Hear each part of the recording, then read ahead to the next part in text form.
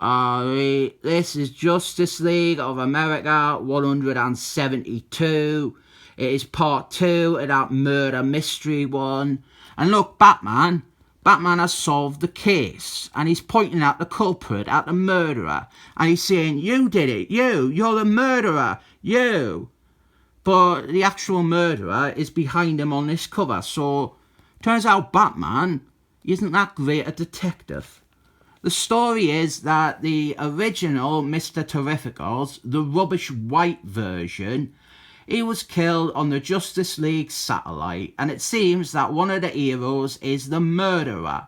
So we've got loads of characters, and it's barely worth getting into the intricacies of the mystery and all the little clues and the hints, because the reveal is about as satisfying as a colonoscopy. The story becomes so pointless that I barely even felt much desire to finish rereading this.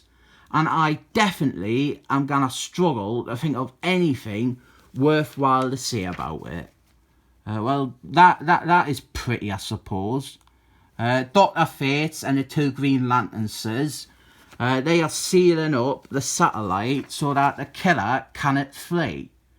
I said last time, I really do like the idea of this not being a straightforward superhero story and it being a high concept murder mystery with superheroes. But, well, I suppose one of the internal flaws of the entire setup is we have all these characters, beloved, iconic characters. And obviously, none of them can suddenly be a murderer. So instead, I think maybe the problem is that they pursued this story in the first place. Because while the setup is interesting, it is impossible to finish. Either you have to have a complete last minute swerve like we have here, or you have some horrible edgelord gritty shite like Identity Christmas.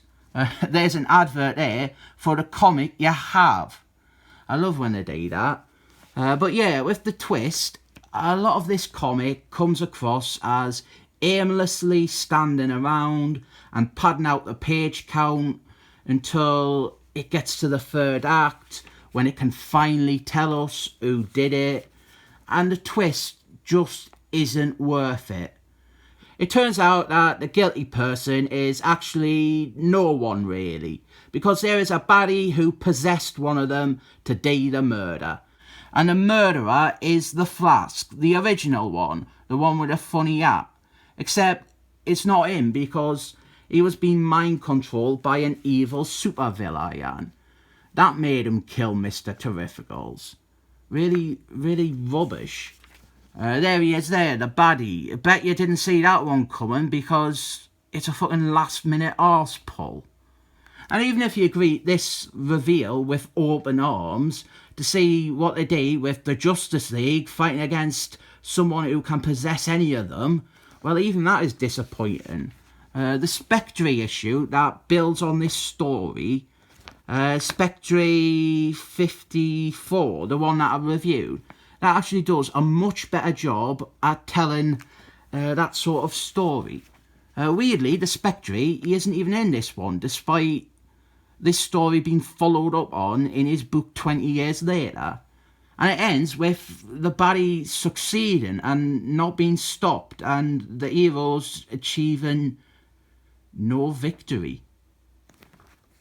Go back and watch my review for the first part of this story, and I am so into this idea. I think it's admirable that they were doing something new, and I thought there was potential in it, but it quickly just runs out of steam and doesn't follow through and spends most of this issue just stalling until the big shock reveal. I think this could have been a lot better, but it just didn't stick to landing. 7 thumbs up.